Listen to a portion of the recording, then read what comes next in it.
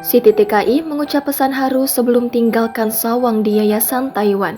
Anak majikan penderita disabilitas tersebut pun membalas pesan haru Siti Aisyah dengan senyum. Kemungkinan besar Siti mantan TKI di Taiwan ini akan berpisah meninggalkan sawang di Yayasan Dinas Sosial Taiwan. Siti TKI mengabarkan ia dan sawang sudah tiba di Taiwan pada Jumat 7 Juli kemarin. Sawang dipulangkan ke Taiwan pada Kamis 6 Juli menggunakan pesawat China Airlines dari Bandara Soekarno-Hatta. Saat pergi, Siti Aisyah dan sawang didampingi perwakilan imigrasi Karawang dan tim medis dari Rumah Sakit Buddha Suci.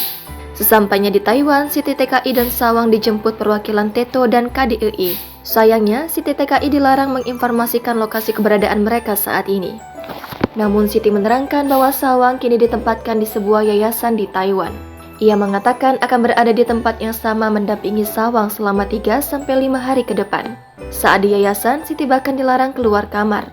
Keluar kamar juga nggak boleh, kata Siti TKI saat live TikTok pada Sabtu 8 Juli pagi. Menurut Siti, setibanya di Taiwan, ia diharuskan menghindari media di sana. Kami menghindari media dulu, buat keamanan kita berdua.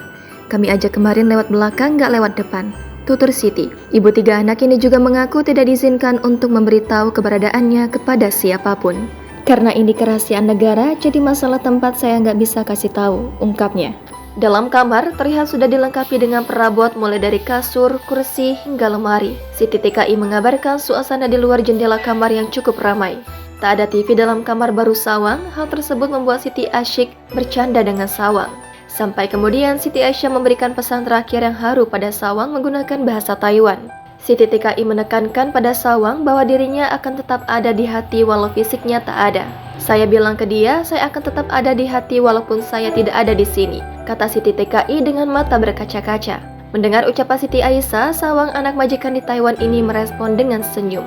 Diketahui bahwa Siti Aisyah memiliki waktu selama 14 hari di Taiwan. Rencananya, awal 4 hari akan digunakan untuk serah terima sawang di Yayasan Taiwan.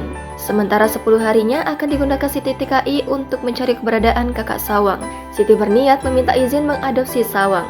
Namun sayangnya, hingga hari ketiga di Taiwan, Siti TKI belum mendapat kepastian bisa bertemu kakak sawang atau tidak. Belum ada kabar, kata Siti mantan TKI di Taiwan.